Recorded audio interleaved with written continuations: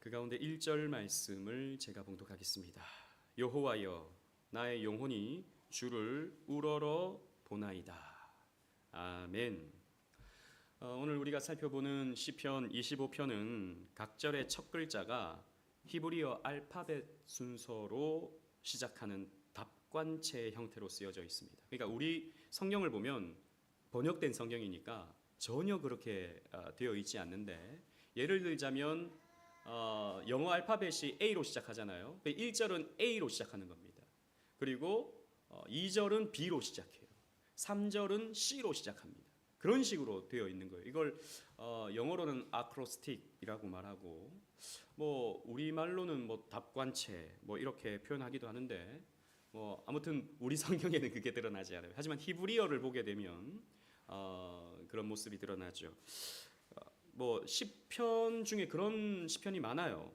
9편, 10편, 25편, 34편, 37편, 111편, 119편, 그 긴 119편 있잖아요. 그 긴 119편은 한 문단이 그렇게 되어 있습니다. 그리고 145편, 이렇게 9개의 시편이 이런 답관체로 되어 있는데요. 그러니까 시적으로 굉장히 아름답다라는 것입니다. 그리고 또 이렇게 한 까닭은요, 암송하기 쉬우라고 이렇게 한 것이 있어요. 그러니까 히브리인들은 옛날에는 성경 책을 가지고 있었지 않았기 때문에 외웠거든요. 우리가 참 좋은 시대를 사는 건지 나쁜 시대를 사는 건지 모르겠습니다. 우리 지난번 전도사님 이 로마서 12장을 다 외우셨는데 외우는 게 쉽지 않거든요. 근데 이제 힌트를 얻는 거죠. 그러니까 첫 절은 알렙으로 시작하고, 두 번째 절은 베트로 시작하고, 세 번째 절은 기멜로 시작하고, 이게 히브리어 알파벳인데 이런 식으로 시작하면 좀 더 외우기가 쉬웠던 것입니다. 그래서 우리는 참 편안한 시대를 삽니다. 성경책을 가지고 있으니까. 25편의 내용을 보면 다윗이 어떤 상황에서 이 시편을 지었는가, 그것을 찾아내기가 쉽진 않아요. 그냥 일반적인 고백, 어떻게 보면 좀 평범한 고백을 하고 있기 때문입니다. 그런데 스펄전 목사님 같은 경우는 7절에 어떤 표현이 있냐면, 젊은 시절의 죄와 허물을 용서하여 주옵소서 라고 하는 이런 기도가 있는 것을 봤을 때, 다윗이 나이가 들어서 노년에 이렇게 기도했겠구나 라고 추측을 합니다, 스펄전 목사님은. 그리고 제임스 보이스 목사님은 25편을 이렇게 표현합니다. 가치 있는 모든 인생의 적절하고도 유일한 기초는 하나님이라는 사실을 알고 있는 사람의 사려 깊은 기도다. 나는 하나님이 가장 중요하다. 내 인생의 가장 기초는 하나님이시다 라고 고백하는 사람의 찬양이다, 기도다 라고 이렇게 표현을 했습니다. 어쨌든 우리는 신앙생활을 하는 상황 속에서, 예수를 믿는 인생 속에서 겪게 되는 여러 가지 상황들이 있죠. 그런 상황 속에서 우리는 이 시편 25편이 우리에게도 기도가 될 수 있을 것입니다. 그래서 여러분, 시편 25편을 여러분 쭉 읊어보시면 이게 나의 기도가 됩니다. 이것이 우리의 기도가 돼요. 다윗은 아마도 스펄전 목사님이 말하는 것처럼 노년에 자신의 삶을 쫙 회고해보면서 좋은 일이든 나쁜 일이든 슬픈 일이든 기쁜 일이든 이 삶을 쫙 회상하면서 성령의 영감으로, 그래, 주님의 은혜가 나에게 있었지 라고 하는 마음, 그리고 주님 저에게 은혜를 더욱 부어주시옵소서 라고 구하는 마음으로 이 시편을 썼을 것이라고 짐작할 수 있어요. 그래서 오늘 내용이 22절까지인데 한 절 한 절 다 살펴보면 시간이 너무 많이 드니까 큰 개념들, 이 시편이 담고 있는 4가지의 주제들을 초점을 맞춰서 함께 은혜를 나눠 보고자 합니다. 주를 우러러 보는 삶. 여러분들은 주님을 우러러 봅니까? 많은 사람들이 주님을 믿는다고 하지만 주님을 내려다보는 삶을 살기도 해요. 주님은 그냥 나에게 힘 조금 주시고 내가 하려고 하는 거 좀 도와주시고 이렇게 생각하는 거죠. 주를 내려다봅니다. 이게 아니죠. 우리는 주를 우러러 봐야 됩니다. 주께서 원하시는 삶을 내가 살아야 되고, 주의 영광을 위해서 내가 살아야 되는 것이죠. 주님은 나의 종이 아니고 내가 주님의 종이 되어야 되는 것입니다. 그래서 우리는 주님을 우러러 보는 삶을 살아가야 되는 것입니다. 유아가 이렇게 하고 있는데 여러분 신경 쓰지 마세요. 우리 서로 익숙해져야 됩니다. 아기가 있는 거 이제 앞으로 또 계속 아기가 있을 것 같잖아요. 그런 거 생각하면 아기가 좀 옹알이하고 이렇게 하는 거 그냥 뭐 그러려니 하고 말씀에 집중하는 훈련도 우리 어른들도 하셔야 됩니다. 그래서 우리는 하나님을 우러러보는 삶을 살아가야 되는데 하나님을 우러러보는 삶은 어떤 삶인가? 여기 초점을 맞춰서 네 가지로 살펴보겠습니다. 첫째로 헤세드를 구하며 기도하는 삶입니다. 여러분 헤세드가 뭐죠? 하나님의 언약적인 사랑, 불변하는 사랑, 나를 끝까지 사랑하는 하나님의 사랑, 이것을 헤세드라고 말합니다. 우리는 이 하나님의 헤세드를 구하는 삶을 살아가야 된다는 것이죠. 1절로 3절 말씀 우리 다 같이 한번 읽어보겠습니다. 제가 1절, 2절 읽고 3절 다 같이 읽을게요. 여호와여 나의 영혼이 주를 우러러 보나이다. 나의 하나님이여 내가 주께 의지하였사오니 나를 부끄럽지 않게 하시고 나의 원수들이 나를 이겨 개가를 부르지 못하게 하소서. 주를 바라는 자들은 수치를 당하지 아니하려니와 까닭없이 속이는 자들은 수치를 당하리이다 라고 했습니다. 여기 1절에 나의 영혼이 주를 우러러 보나이다 라고 한 이 구절을 보면 직역을 하잖아요. 직역을 하면 어떤 뜻이냐면 내 영혼을 들어 올립니다 라는 표현이에요. 내 영혼을 들어 올립니다. 그러니까 뭘 들어 올릴까 라고 생각했을 때 이제 번역자는 우러러 봅니다. 고개를 들어서 우러러 봅니다 라고 이렇게 표현을 한 것이죠. 그런데 여러분 보세요. 내 영혼을 들어 올립니다 라고 하는 이 표현은 하나의 내 영혼을 제물로 바칩니다 라고 하는 그런 의미가 될 수 있는 것입니다. 그렇잖아요. 제물을 드릴 때 높이 들려 드리잖아요. 그러니까 우리는요 하나님의 제물이 돼야 되죠. 로마서 12장에 보면 너희는 산 제물로 너희의 몸을 산 제물로 하나님께 드리라 그랬지 않습니까? 사도 바울은 나를 관제로 부어드린다라고도 표현하지 않았습니까? 우리는 다 제물입니다. 주님께 드려져야 되는 헌신되어야 되는 제물이 되는 것이죠. 그래서 여러분 이 다윗의 기도는 어떤 기도냐면 자기 마음을 다 쏟아붓고 내 영혼을 하나님 앞에 드립니다 라고 하는 그런 기도가 되는 것이죠. 그리고 3절에 보면 바랍니다 라고 되어 있죠. 바랍니다. 또 5절에도 보면 기다립니다. 21절에도 기다립니다 라고 하는 표현이 나와요. 또 3절에 보면 다윗은 주를 바라는 자들 수치를 당하지 아니하려니와 라고 했고 5절에도 보면 내가 종일 주를 기다립니다.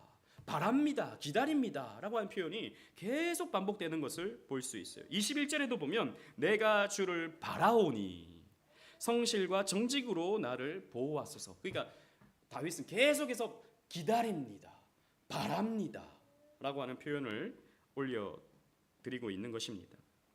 즉 다윗이 지금 기다리는 것, 다윗이 지금 갈망하는 것, 다윗이 지금 바라보고 있는 것이 무엇입니까? 하나님의 언약적인 사랑이다 라는 것이죠. 2절에도 보면 부끄럽지 않게 하시고 라고 했고 3절에도 보면 수치를 당하지 아니하려니와 라고 이런 표현이 나오는데 그러니까 하나님께서 은혜를 베풀어 주시는 자는 결코 하나님으로부터 버림당하지 않는다라고 하는 다윗의 믿음을 보여주고 있는 것이죠. 그러니까 지금 다윗은 확신 가운데 기다리고 있는 것입니다. 다윗은 지금 확신 가운데 구하고 있는 것입니다. 무엇을요? 하나님의 언약적 사랑을. 여러분 그렇습니다. 우리는요 막연하게 구하지 않습니다. 여러분 우리가 기도하죠. 우리가 새벽마다 기도합니다. 교회 오면 우리 기도합니다. 여러분 삶 속에서 뜨문뜨문 뭐 그래도 자주 기도하실 거예요. 우리는 그냥 막연하게 내 인생이 잘 될 거야. 막연하게 우리는 뭐 어떻게든 되겠지. 뭐 해결되겠지. 이렇게 생각하지만 여러분 그것은 그냥 막연한 희망일 수 있죠. 막연한 희망. 그러나 우리는 막연한 희망을 갖는 것이 아닙니다. 우리는 무엇입니까? 하나님의 언약에 대한 인격적 신뢰입니다. 우리는 하나님의 약속에 대한 말씀을 통해서 주신 약속에 대한 신뢰를 가진다라는 것입니다. 기억하십시오. 하나님의 말씀은 반드시 이루어집니다. 때가 조금 길어질 수 있죠. 내 생각과는 조금 다를 수 있죠. 그러나 하나님의 말씀은 반드시 이루어진다라는 거죠. 그래서 다윗은 기다린다. 다윗은 그래서 구합니다. 나는 버림당하지 않을 것입니다. 나는 수치를 당하지 않을 것입니다. 원수가 개가를 부른다 할지라도 나는 망하지 않을 것입니다. 여러분 그렇잖아요. 내가 미워하는 그 놈은 잘 되잖아요. 저놈 저거 좀 망해야 되는데 저놈 저거는 저렇게 못돼 빠진 인간은 좀 하나님이 팍 치셔가지고 좀 인생이 꼬꾸라져야 되는데 이게 내 마음대로 안 돼요. 땅도 사고요. 그 놈이 승진도 하고요. 좋은 차도 사고요. 그런다고요. 그럼 이 악인이 개가를 부르는구나 싶은데 여러분 기억하십시오. 하나님은 악인은 결국에는 꺾으시고 이 땅에서 안 꺾으신다 하더라도 지옥불에서 꺾으시는 것입니다. 그리고 의인은 이 땅에서 영광을 누리지 못한다 하더라도 천국에서는 반드시 영광을 누리는 거예요. 우리 그걸 믿는 겁니다. 그러나 이 땅에서 좀 맛보면 좋겠죠. 이 땅에서 우리 영광을 구하면 좋겠죠. 그거 누리면 좋겠죠. 그래서 우리 구하는 것입니다. 하나님 내 인생을 좀 채워주십시오. 내 인생에 하나님께서 주시는 축복을 좀 부어주십시오. 주님 약속하셨지 않습니까? 주님을 바라고 주님을 의지하고 주님을 찾는 자에게 주신다고 약속하지 않으셨습니까? 주님 내게 좀 주십시오. 주의 영광 위에 쓰겠습니다. 여러분 이런 마음이 우리에게 있어야 됩니다. 이게 기복주의가 아니고요. 하나님이 우리에게 구하라고 주신 기도의 내용입니다. 우리는 막연하게 잘 되겠지가 아닙니다. 우리는 막연하게 어떻게든 되겠지가 아닙니다. 하나님의 그 언약적 말씀을 인격적으로 신뢰하는 것이죠. 그래서 여러분 우리는 이 하나님의 헤세드, 하나님의 인자하심, 하나님의 그 자비하심, 언약에 기초한 하나님의 사랑, 이것을 우리가 구할 수 있어야 되는 것입니다. 이것이 우리에게 있다면 우리는 어떠한 열악한 환경과 고난 속에서도 흔들리지 아니하고 기뻐할 수 있고 버텨낼 수 있을 것입니다. 그리고 이 확신을 가질 때 우리는 지치지 않을 수 있고 인내하면서 영혼을 쏟는 기도를 올려드릴 수 있다는 것입니다. 영혼을 쏟는 기도. 참 여러분 멋진 표현 아닙니까? 다윗은 내 영혼이 우러러봅니다. 내 영혼을 다 쏟아부어서 주님께 드립니다 라고 하는 표현을 하고 있다는 것이죠. 하나님의 언약적 사랑이 나에게 반드시 부어진다. 하나님의 언약적 축복이 나에게 반드시 부어진다. 힘들어도 견디자. 어려워도 참자. 눈물이 나도 눈물 닦고 다시 한번 웃어보자. 왜요? 하나님의 말씀은 반드시 이루어지기 때문에 그 언약적 사랑을 우리는 구하는 것입니다. 두 번째로 하나님을 우러러보는 삶은 어떤 삶입니까? 하나님의 뜻에 따라 살고 싶어하며 순종하는 삶입니다.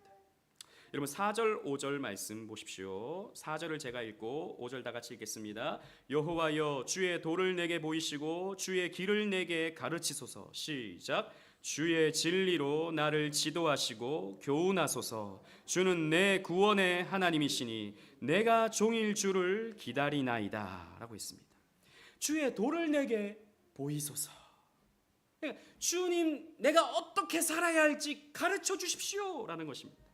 주의 길을 내게 가르치소서. 내가 어느 길로 가야 하는지, 이 길인지 저 길인지 요 길인지 나는 잘 모르겠습니다. 주님 말씀을 통해 가르쳐 주십시오. 주의 진리로 나를 지도하시고 교훈해 주세요. 내가 따르겠습니다 라고 하는 표현이 바로 이 4절 5절이 되는 것입니다. 그러니까 아까 제가 말씀드린 것처럼 오늘날 많은 사람들이 하나님 나 이거 하고 싶어요. 하나님 이거 나 주세요. 이게 아니고 하나님 이렇게 돼야 됩니다. 이거 안 되면 안 됩니다. 이것도 아니고 뭐 이거 안 되면 안 돼요. 다 돼요. 하나님이 주시는 거면 다 돼요. 내가 볼 때는 망하는 것 같지만 아니요. 됩니다. 그러니까 우리는 주의 길을 따라가야 되는 사람이죠. 주께서 가르쳐 주시는 대로 살아야 되는 사람이죠. 이것이 주를 우러러보는 사람의 자세가 되는 것입니다. 여러분, 이것이 무엇입니까? 결국에는 우리가 순종하는 겁니다. 여러분, 많은 사람들이 오늘날 점점 더 그런 것 같아요. 설교를 음미합니다. 설교를 음미해요. 오늘 목사님의 적용이 참 좋다. 오늘 목사 모르겠습니다. 여러분 그렇게 주일날 뭐 생각을 하실지 잘 모르겠지만 오늘 목사님 말씀이 참 오늘 좋았어. 그렇게 해석되는 거 보니까 참신했어. 해석이 참 참신했어. 문학적으로 좀 수려했어. 저는 그런 말 좀 듣고 싶어요. 저는 그런 말 좀 듣고 싶어요. 그런데 여러분, 물론 그런 것도 우리에게 필요합니다만 우리에게 더 중요한 것은 그 말씀대로 우리가 사는 것입니다. 첫날 만날 성경 이런 의미구나, 이런 뜻이구나, 이런 맛이 있네, 이렇게도 해석되는구나. 그건요 반쪽짜리 신앙입니다. 하나님이 우리에게 말씀 주시는 것은 그 말씀에 따라서 순종하라고 주시는 거예요. 근데 오늘날 사람들이 순종하려 하지 않죠. 그냥 음미하려 합니다. 그래서 유튜브에서 이 목사님, 저 목사님, 그 목사님 설교를 쫙 들으면서 요즘에 대세인 목사님이 누군가 들어보고 목사님 설교 좋네. 네, 이 목사님 설교는 참 좋아. 이렇게 감상을 하죠. 감상. 마치 드라마를 보듯이. 마치 자기가 좋아하는 가수의 음악을 듣듯이. 아닙니다, 여러분. 순종해야 됩니다. 하나님 말씀에 우리는 순종해야 됩니다. 여러분, 다윗은요 이런 고백을 하는 거죠. 다윗의 그 모든 삶이 여러분 파란만장했지 않습니까?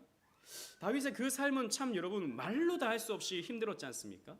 우리가 다윗의 인생을 한 1, 2년 전에 쭉 살폈었는데 다윗은 사실 영광된 삶은 잠깐이었어요. 대부분의 삶은 밑바닥의 삶이었습니다. 정말 고난당하는 삶이었어요. 근데 그런 인생을 살고 난 뒤에 이 노년의 때에 자신의 삶을 돌아볼 때 하나님께 순종하는 것이 가장 큰 복이구나라고 하는 것을 깨닫는 거예요. 그러니까 이 노년의 때가 되었을 때도 주의 길을 내게 가르치소서, 주의 율례를 내게 가르치소서, 내가 그렇게 살기를 원합니다 라고 기도하는 것이죠. 그래서 여러분, 사실 언제 우리가 순종하게 되냐면 우리가 잘 나가고 성공하고 부유하고 이렇게 되면 우리가 순종하는 게 아니고 힘들고 어려울 때 순종하게 되는 거예요. 다윗도 파란만장한 그 인생의 굴곡 속에서 순종을 배우거든요. 여러분, 시편 119편 69절 말씀을 우리 다 제가 안 넣었네요, 자막에. 제가 한번 읽어드릴게요. 여기 순서지에 있네요. 다 같이 한번 읽어보겠습니다. 시작. 고난당하기 전에는 내가 그릇 행하였더니 이제는 주의 말씀을 지키나이다. 아멘. 고난당하기 전에는 몰랐다는 거죠. 고난당해 보니까 순종하는 게 최고구나, 순종해야겠구나, 이런 생각이 든다는 것이죠. 참 인생은 간사합니다. 그 전에 순종하면 좋은데, 그 전에 말씀 따라가면 좋은데 저런 일을 겪어보니까 순종하는 것이 복이구나 라고 하는 것을 깨닫게 된다는 것이죠. 여러분, 9절로 10절 말씀도 보십시오. 9절로 10절 말씀, 제가 9절 읽고 10절 다 같이 읽겠습니다. 온유한 자를 정의로 지도하시며 온유한 자에게 그의 도를 가르치시리로다. 시작. 여호와의 모든 길은 그의 언약과 증거를 지키는 자에게 인자와 진리로다. 아멘. 10절 말씀, 그의 언약과 증거를 지키는 자에게, 순종하는 자에게 무엇이 있다고요? 인자와 진리가 있다라는 겁니다. 그래서 아무리 교리적으로 탁월해도, 아무리 성경 지식이 많아도 순종하지 않는 자는 진리의 사람이 아니에요. 순종하지 않는 사람은. 그리고 순종할 때 무엇이 찾아옵니까? 인자가 찾아오는 거예요. 이 인자는 히브리어로 헤세드입니다. 헤세드가 우리에게 찾아오는 거죠. 그러니까 여러분, 우리가 구하고 바라고 기도하는 것도 너무 중요해요. 하나님의 헤세드를 나에게 주십시오, 은혜를 나에게 주십시오. 우리가 구하고 기다리고 찾고 하는 것이 너무 중요한데, 또 중요한 게 바로 순종하는 것입니다. 순종하잖아요. 그러면 하나님의 은혜가 이만큼 크구나, 하나님 정말 나에게 사랑을 베풀어 주시는 분이시구나, 하나님 내가 순종했더니 이런 복을 주시는군요, 하나님 신실하신 하나님이십니다 라고 찬양하게 되는 거예요. 그냥 하나님 내게 은혜 주시면 내가 순종할게요. 이게 아니고 순종하면 은혜 주신다. 순종할 때 복을 주신다라는 거예요. 언약과 증거를 지키는 자에게 인자와 진리를 주신다. 이런 사람이 9절에서 말씀하는 온유한 자라고 할 수 있을 것입니다. 온유한 자가 누굽니까? 말씀을 겸손하게 따르는 자죠. 혈기 있게 자기 마음대로 사는 게 아니고 하나님의 말씀이 가장 복된 길이라고 생각하고 묵묵히 그 길을 따라가는 것이 바로 온유한 자입니다. 야고보서 4장 6절 말씀에 이렇게 표현하고 있습니다. 다 같이 한번 읽어볼게요. 야고보서 4장 6절입니다. 시작. 하나님이 교만한 자를 물리치시고 겸손한 자에게 은혜를 주신다 하였느니라. 아멘. 이거는 또 이거 순서지에 없네. 이 말씀은 여기 있는데 교만한 자를 어떻게 하세요? 물리치세요. 겸손한 자에게, 주의 길을 따르는 자에게 은혜를 주십니다. 그래서 우리는 이 하나님을 신뢰함으로, 하나님께 순종함으로 하나님을 더 깊이 배우는 거예요. 하나님을 어떻게 배울 수 있습니까? 순종해 보십시오. 순종했더니 망하지 않는구나. 순종해봤더니 내 인생이 꼬꾸라지지 않는구나. 되는구나. 이렇게 살아도 되는구나. 이렇게 살아도 행복하구나. 순종했더니 행복하구나 라고 하는 것을 우리는 알게 되죠. 그리고 12절로 14절도 이런 말씀의 맥락입니다. 12절 13절을 제가 읽고 14절 다 같이 읽겠습니다. 여호와를 경외하는 자 누구냐? 그가 택할 길을 그에게 가르치시리로다. 그의 영혼은 평안히 살고 그의 자손은 땅을 상속하리로다.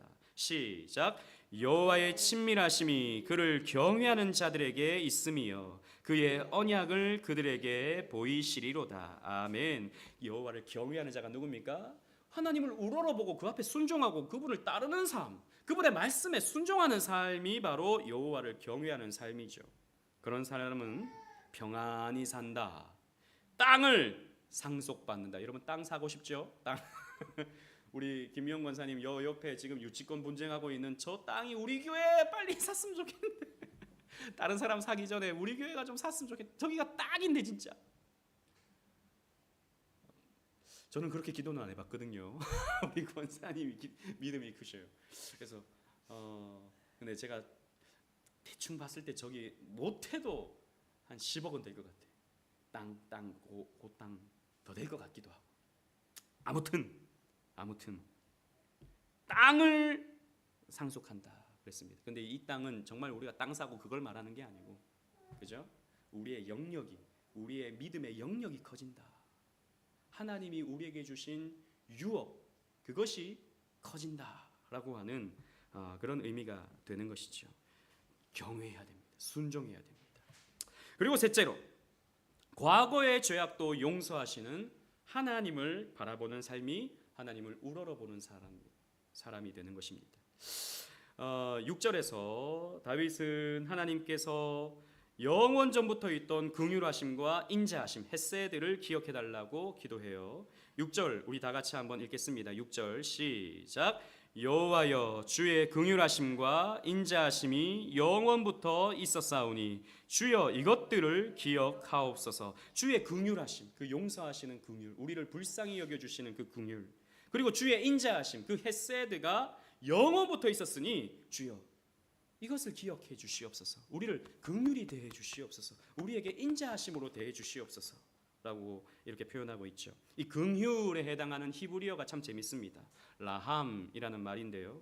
이 말은 본래 어머니의 자궁을 의미하는 그런 단어입니다. 어머니의 자궁.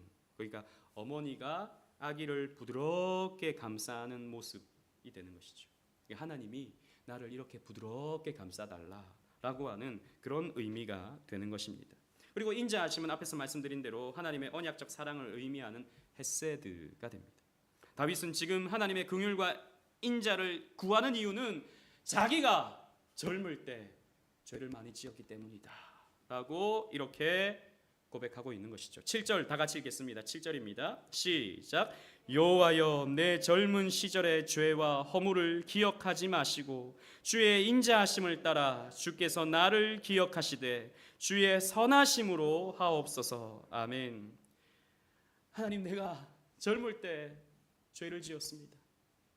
젊을 때 해서는 안 되는 잘못을 저질렀습니다. 주님, 그러나 저를 긍휼히 여겨 주십시오. 저를 인자하게 대해 주십시오. 라고 이렇게 기도하고 있는 것입니다. 뭐 어떤 죄인지 구체적으로 잘 모르겠어요. 다윗이 저질렀던 여러 가지 죄 가운데 대표적인 죄는 이제 밧세바를 범한 그런 사건이 될 수 있겠죠.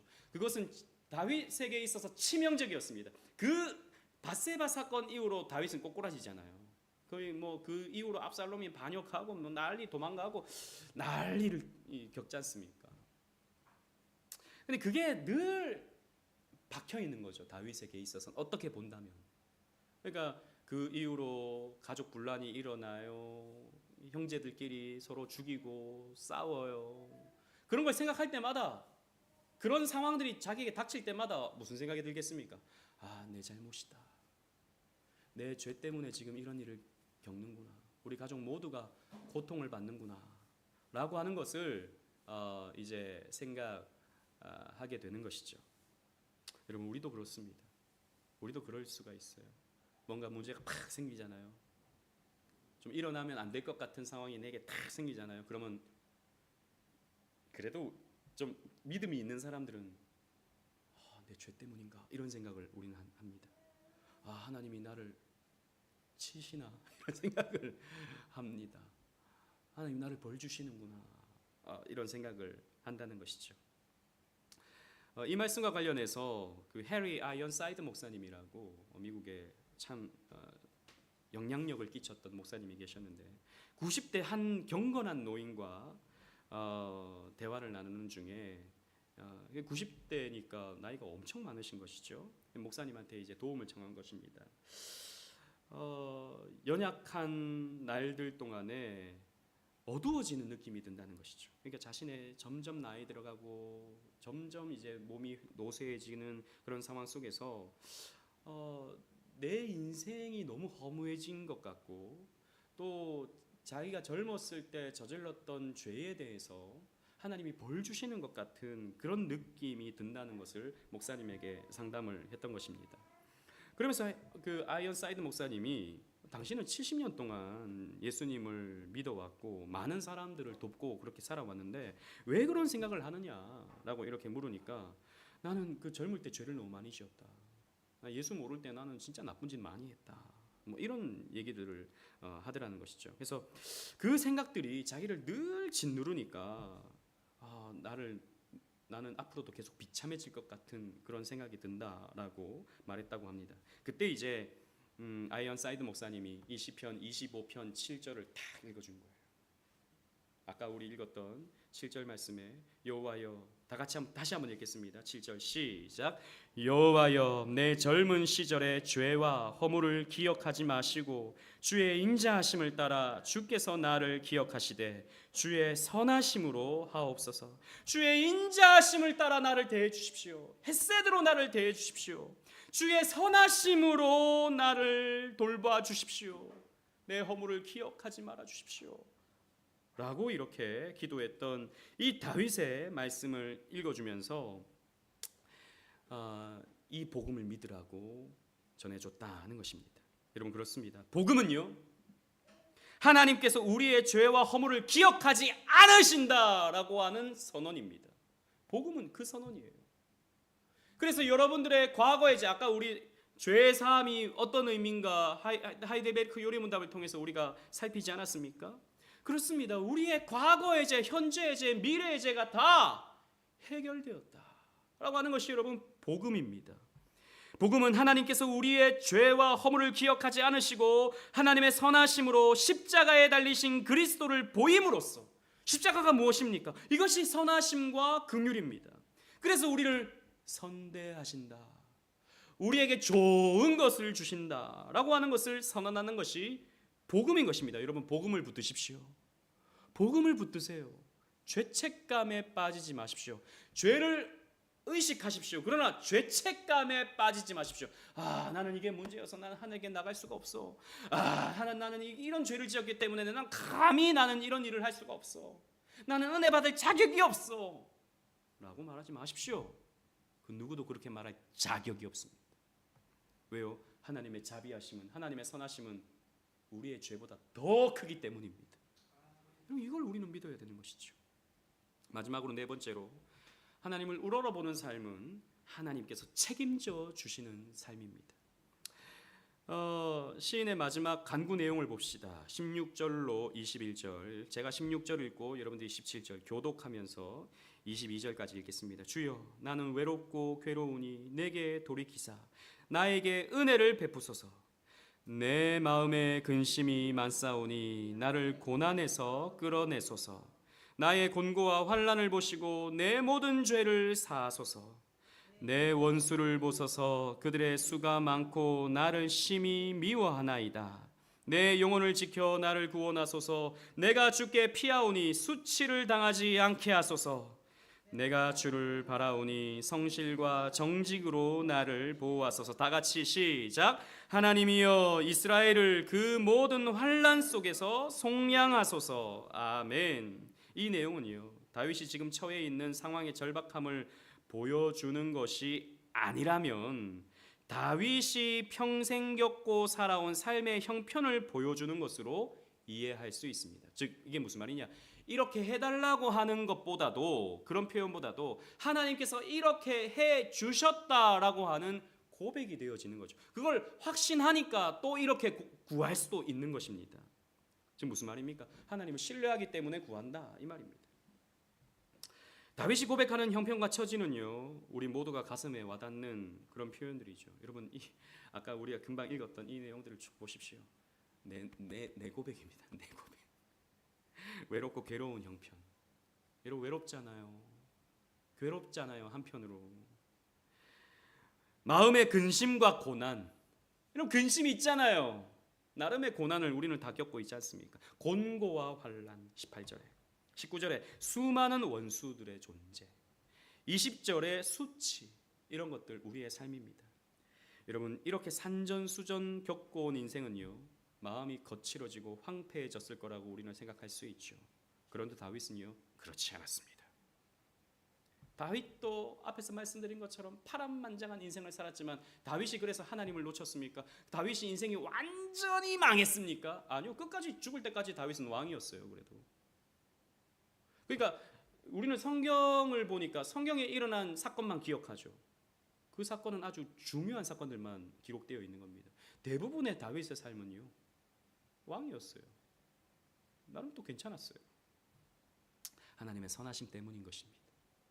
하나님께서 다윗의 삶을 책임져 주셨기 때문입니다. 그 인생이 철저하게 선하신 하나님께 이끌려온 인생이었기 때문입니다. 그 선하신 하나님의 인도하심을 따라 내가 살아왔으니 주여 앞으로도 내 인생을 이렇게 인도해 주시옵소서라고 고백하고 있는 것입니다. 여러분, 우리는 이런 은혜를 누릴 수 있어야 된다는 것입니다. 그리고 우리가 또 하나 우리가 살펴야 될 교훈이 있는데요, 다윗이 생애에 겪은 숱한 고난의 상황들은 도리어 그로 하여금 자기처럼 고난으로 점철된 인생을 살아가는 주의 백성들과 하나됨을 경험하고 누리게 했습니다. 무슨 말이냐면, 결론은 이 고백이 자기만의 고백이 아니라 이스라엘 전체의 고백이 되게 했다라는 거예요. 22절에 보니까 하나님이여 이스라엘을 그 모든 환난 속에서 속량하소서. 이건 나만 겪는 고난이 아닙니다. 이건 나만 겪은 일이 아닙니다. 이스라엘 전체도 주님 굽어 살피시고 저들을 불쌍히 여기시고 저들에게 햇새들을 부어 주십시오라고 기도하고 있는 것입니다. 다윗은 자기를 넘어 하나님 백성을 위해 기도하고 있는 것입니다. 자신의 고난에서 하나님의 백성이 겪는 환난으로 옮겨가고 있는 것입니다. 여러분, 이것이 바로 고난이 주는 연대인 것이죠. 그래서 여러분, 우리가 고난을 당하잖아요. 어려움을 당하잖아요. 그럼 우리가 함께 힘을 모읍니다. 교회가 언제 막 이렇게 단합되는지 아십니까? 교회가 힘들 때 단합됩니다. 물론 교회가 힘들면 사람들이 나가요. 나가는데 남은 사람들이 단합합니다. 저는 그런 경우들을 많이 봤거든요. 아무튼 다윗은 고난당하는 모든 백성들을 위해서 기도합니다. 여러분, 우리도 우리 개인만을 위해서 기도하는 것이 아닌 서로를 위해서 기도하는 것이 이런 거죠. 다른 사람을 위해서 기도하면 내 기도할 시간이 줄어들잖아요. 그렇잖아요. 시간적으로 말하면. 근데 하나님은 그렇게 역사하지 않으신다라는 겁니다. 다른 사람을 위해서 기도하면 하나님은 내 삶은 책임져 주신다라는 거예요. 하나님이 다윗의 삶을 책임져 주신 것도 다윗은 늘 이스라엘을 위해서 기도하는 사람이었다라는 것이죠. 중요한 것은 이것입니다. 하나님은 당신의 백성들의 삶을 책임져 주신다라는 거예요. 여러분, 두려워하지 마십시오. 염려하지 마십시오. 물론 염려가 찾아오고 두려움이 찾아오죠. 저도 마찬가지입니다. 그러나 여러분, 저는 이거 하나는 믿습니다. 하나님이 내 인생 책임져 주신다. 어려운 일이 만나면 놀라가지고 이거 어떡하나 한데, 저도 그러는데 또 뭐 문제가 닥치면 아이고 죽겠다 이런 말이 제 입에서는 잘 안 나오는데, 그래도 참 힘들다 이런 생각은 들죠. 하지만 나를 사랑하시는 주님께서 자기 아들을 아끼지 아니하시고 나를 사랑하시는 주님께서 내 삶을 책임져 주시리라는 믿음은 저에게 있어요. 우리 오직은혜 교회 앞길도 주님께서 책임져 주시리라는 믿음이 저에게 있습니다. 저 땅 못 사도 괜찮아요. 하나님께서 책임져 주십니다. 우리 오직은혜 교회. 예, 우리 그거 믿고 나가는 거예요. 말씀을 맺겠습니다. 여러분은 인생을 사시면서 어떤 교훈을 배우셨습니까? 지금까지 쭉 살아오시면서. 이것이 사실 시편 25편이 우리에게 던져주는 질문일 수 있습니다. 다윗은 한평생 살아오면서 자신의 노년의 때에 자신의 삶을 회고하면서 지금 이 시편 25편을 고백하고 있는 것이죠. 인생을 사는 동안 하나님에 대해서, 하나님의 길에 대해서 배운 것을 노래하고 있는 것입니다. 세 가지로 그 교훈을 좀 정리해 볼 수 있습니다. 첫째로 하나님의 인자하심을 구하여야겠다라는 것이죠. 여러분, 인자하심을 구하십시오. 하나님의 인자와 자비를 구하십시오. 둘째로 순종하며 살아가야겠다라고 하는 것을 깨달았습니다. 셋째로 자신에게 복음을 전하는 것. 제가 마지막에 결론으로 말씀드리고 싶은 것이 이것입니다. 자신에게 복음을 전하는 삶을 살아가야 된다라는 것입니다. 여러분, 해리 아이언사이드 목사님은 그 경건한 노인에게 연약해질 때, 누구도 흔들릴 수 있고 마음이 약해지고 있을 때 마귀가 역사에서 온갖 옛 죄악이 생각나게 만들고 자신을 자책으로, 죄책감으로 끌고 비참한 자리로 끌고 가려고 할 때 스스로에게 복음을 전해야 된다라고 하는 것을 교훈해 준 것입니다. 여러분, 스스로에게 복음을 전하십시오. 우울해질 때, 힘들 때, 지칠 때, 낙심될 때, 내 영혼아 어찌하여 두려워하고 낙심하느냐? 너는 너의 하나님을 바라라 라고 했던 다윗의 고백과 같이 너는 하나님을 우러러봐라 라고 우리는 말해야 되는 것입니다. 하나님께 은혜를 구해라. 그렇게 그냥 낙심하여 있지 말고 하나님께 순종해라. 그럴 때 길이 열린다 라고 나 자신에게 교훈해야 된다라는 것입니다. 여러분, 이것이 바로 우리가 복음의 약속을 붙잡고 기도하는 것입니다. 7절 말씀 우리 다시 한번 읽겠습니다. 25장 7절 시작. 여호와여, 내 젊은 시절의 죄와 허물을 기억하지 마시고 주의 인자하심을 따라 주께서 나를 기억하시되 주의 선하심으로 하옵소서. 이것이 선하신 하나님께 이끌린 인생이 누리는 복입니다. 이런 은혜가 우리 생애에 충만하기를 주님 이름으로 축원합니다. 아멘. 우리 말씀을 기억하시면서 함께 기도하며 찬양하시겠습니다.